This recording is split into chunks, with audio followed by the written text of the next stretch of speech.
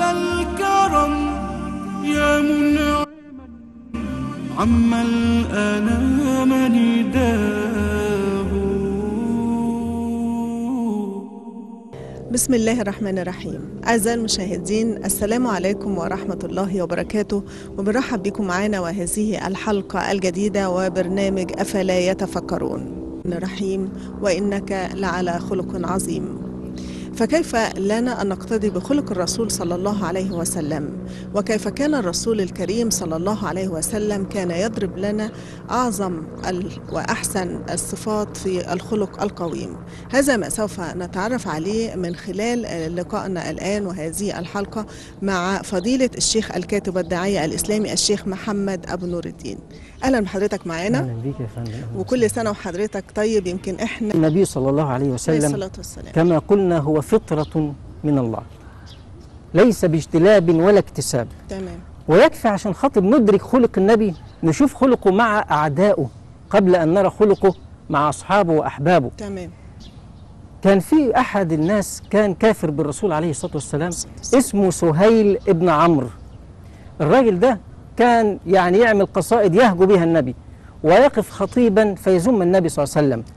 وبعدين زاد الأمر عليه لدرجة أنه شال السيف وراح يقاتل النبي عليه الصلاة والسلام في المدينة. إذا رايح إيه؟ راح يقتل رسول الله عليه الصلاة والسلام. ده مش مجرد معارضة عادية، ولكن ده انقلب الحال أنه راح يحارب رسول الله صلى الله عليه وسلم. يشاء ربنا أن سهيل بن عمرو ده يقع في الأسر، فيجيبه سيدنا عمر بن الخطاب ويقول له يا رسول الله ائذن لي أن أنزع ثنيتي سهيل بن عمرو. ثنيتيه يعني مقدمة الأسنان للسنتين اللي قدام دول، فيندلع لسانه فلا يقوم عليك خطيبا أبدا. يعني ما نشيل السنتين دول يصبح أهتم فما يقدرش يخطب في وسط العرب وهم أهل فصاحة. تمام. لكن إذا بنا نجد النبي صلى الله عليه وسلم برحمته المهداة يقول له لا تفعل يا عمر، لا تفعل، لا أمثل به فيمثل الله بي وإن كنت نبيا. سبحان الله. ده سيدنا النبي صلى الله عليه وسلم يقول له ولعله يا عمر يقوم مقاما تحمده فيه. فيشاء ربنا أن يمر الزمن وسهيل بن عمرو يدخل في الإسلام، بل يصبح من أشد الصحابة حبا للنبي صلى الله عليه الصلاة والسلام.